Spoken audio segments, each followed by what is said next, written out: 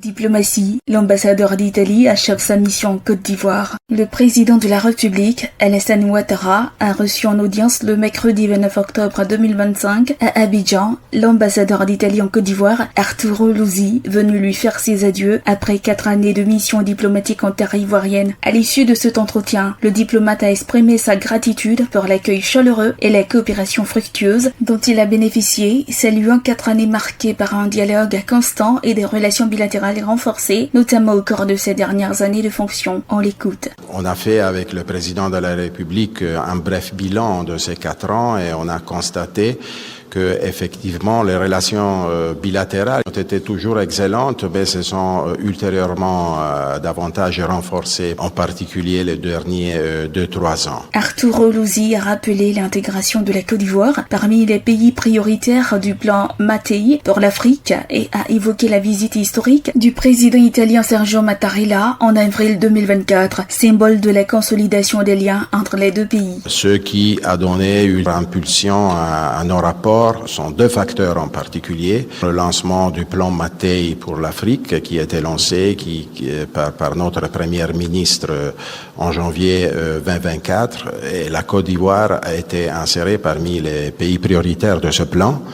Et la visite début avril 2024 du président de la République italienne. Ça a été la première visite d'un chef d'État italien en Côte d'Ivoire. Les 2 chefs d'État s'étaient déjà rencontrés dans d'autres occasions à Rome, mais c'était la première visite que le président de la République italienne a effectuée en Côte d'Ivoire. Le diplomate italien s'est félicité du dynamisme des échanges économiques et de la présence croissante des entreprises italiennes dans divers secteurs, soutenus par la création en mars 2023 de la Chambre de commerce italo-ivoirien ainsi que du partenariat stratégique entre l'ENI et Petrosi dans le domaine énergétique. Écoutons-le à ce propos.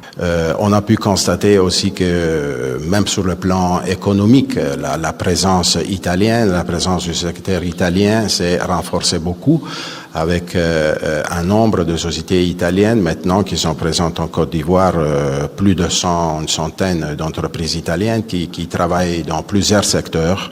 On a créé une chambre de commerce italo-ivoirien au mois de mars 2023.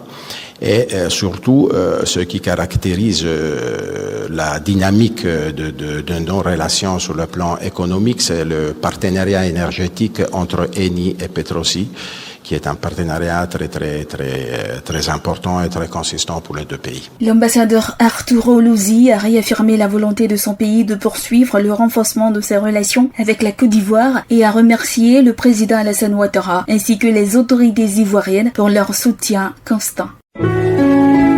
APRA, Agence Presse Radio et Audio.